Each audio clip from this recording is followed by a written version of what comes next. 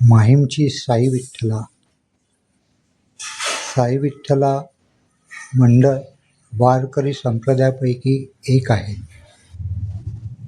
तर नाव म्हटलं साई विठ्ठला तर शिर्डीची वारी, रामनवमी उत्सव, पालखी खांद्यावरी घेऊन साई भक्त जेव्हा शिर्डीची वाट धरतात आणि सद्गुरू साईनाथ महाराजांची पालखी खांद्यावर असते, तेव्हा असं वाटतं की बाबांचा आशीर्वाद डोक्यावर आहे, आपल्या पाठीशी आहे. आणि जेव्हा सिन्नर घाट येतो, निसर्ग आणि गावामधील भिक्षा मागून प्रसाद आपण खातो, तो आनंद वेगळाच आहे साई विठ्ठला वारीचा. पंढरपूरची वारी ही आषाढी एकादशीला सुरुवात होते. 15 दिवसाचा प्रवास असतो मुंबई ते शिर्डी. मुंबईमधील एकमेव अशी वारी आहे जी साई विठ्ठला मुंबईवरून पंढरपूरला चालत जाते, भगवा निशाण हातामध्ये घेऊन. नवी मुंबई, खोपोली, लोणावळा, खंडाळा, दिवे घाट, जेजुरी, खंडोबाऱ्याचं दर्शन होते आणि गाववाल्यांकडून साई विठ्ठला मंडळाचं स्वागत होते. एक दिवस तिथे मुक्काम असतो, भजन कीर्तन होते.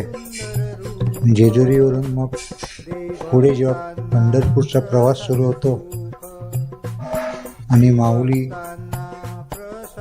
संत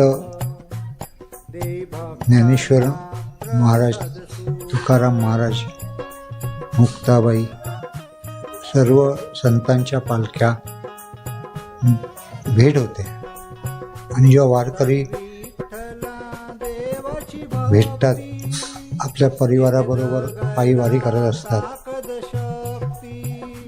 ती भेट झाल्यावर मनाला एवढा आनंद होतो ना की माणसाने एकदा तरी पंढरीची वारी करावी. पंढरपूरला पोचल्यावर हरिबाबा मठ ते राहायची सोय आहे. शांतिगिरी महाराज यांच्या कृपेने 24 तास भजन हरिबाबा मठामध्ये चालू असते.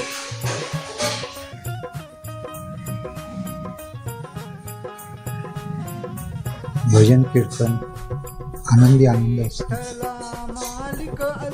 साई विठ्ठला मंडळाकडे दर गुरुवारी भजन केले जाते. आणि याच भजनाच्या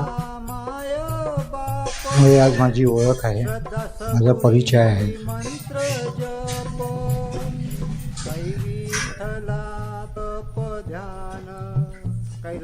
विजूबुवा, म्हात्रेबुवा, बापूबुवा, अंट्याबुवा या बुवांच्या तालमीमध्ये मी शिकलेलो आहे साई भजन.